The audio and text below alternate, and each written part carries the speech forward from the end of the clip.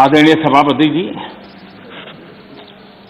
सत्ता किसी की भी हो, सत्ता में कोई भी हो, लेकिन देश के सामर्थ्य को कम नहीं आंकना चाहिए। हमने देश के सामर्थ्य का पूरे विश्व के सामने खुले मन से गौरवगान करना चाहिए, देश के लिए बहुत आवश्यक होता है। आदरणीय सभापति जी, सदन में हमारे एक साथी ने कहा, vaccination is not a big deal. Vaccination is not a big deal. मैं देखकर हैरान हूं, कुछ लोगों को भारत की इतनी बड़ी उपलब्धि नहीं लग रही है।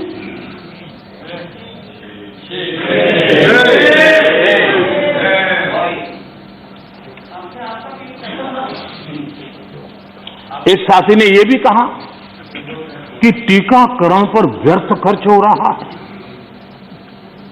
ये देश सुनेगा तो क्या लगेगा ऐसे लोगों को?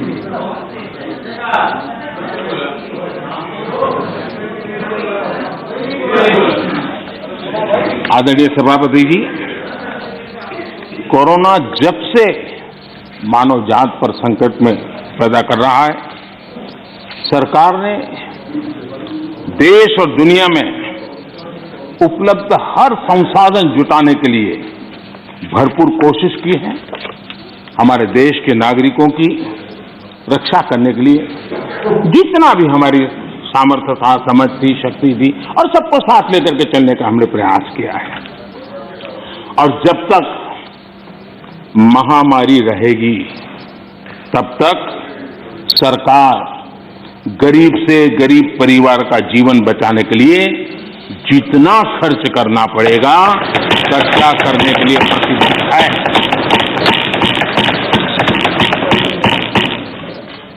लेकिन कुछ दल के बड़े नेता बीते 2 सालों में उन्होंने जो अपरिपक्वता दिखाई है, उससे देश को भी बहुत निराशा हुई है। हमने देखा है कि कैसे राजनीतिक स्वार्थ में खेल खेले गए हैं। भारतीय वैक्सीन के खिलाफ मुहिम चलाई गई। थोड़ा सोचिए, जो पहले आपने कहा था, आज जो हो रहा है, इसको थोड़ा दोनों साथ मिलाकर देखिए। हो सकता है सुधार की संभावना हो तो कुछ काम आ जाएगा। आदरणीय सभापति जी, देश की जनता जागरूक है और मैं देश की जनता का अभिनंदन करता हूं कि उनके हर छोटे मोटे नेताओं ने ऐसी गलती की तो भी उसने इस संकट के समय ऐसी बातों को कान पर लिया नहीं और वैक्सीन के लिए कतार में खड़े रहकर अगर ये न हुआ होता तो बहुत बड़ा खतरा हो जाता। लेकिन अच्छा हुआ, देश की जनता कुछ नेताओं से भी आगे निकल गई। ये देश के लिए अच्छा है।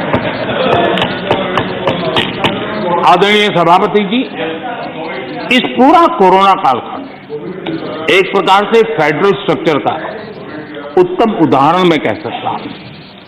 23 बार शायद किसी एक प्रधानमंत्री को एक कार्यकाल में मुख्यमंत्रियों की इतनी मीटिंग करने का अवसर नहीं आया होगा।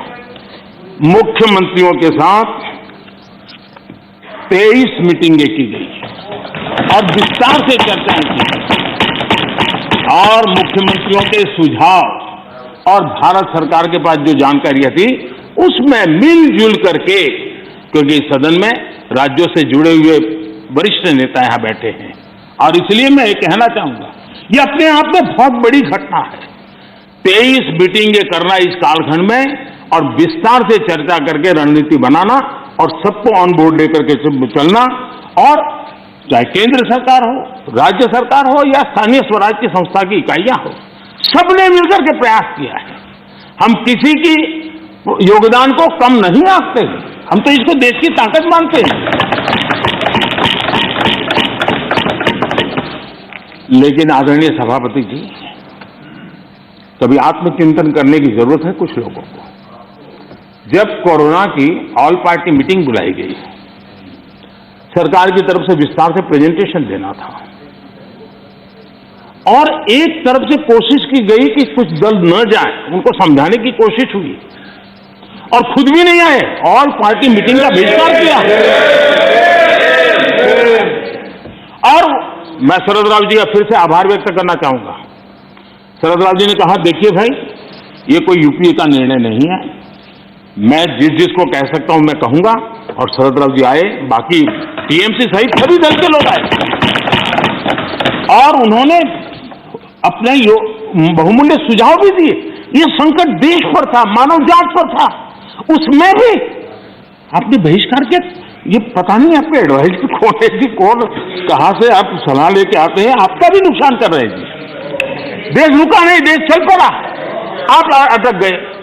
और हर एक को आश्चर्य हुआ, सब लोग, आप दूसरे दिन के अखबार देख लीजिए, क्या आपकी आलोचना हुई है, क्यों ऐसा किया, इतना बड़ा काम।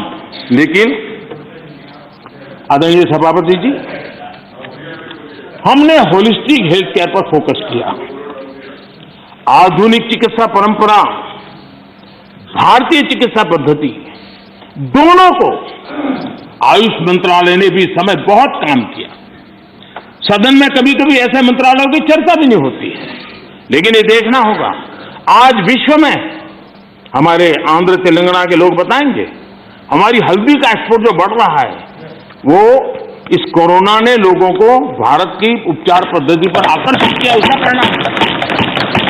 दुनिया के लोगों, इंडिया टीवी हर वक्त हर जगह डाउनलोड करने के लिए सर्च करें India TV news Google play store या ऐप स्टोर पर।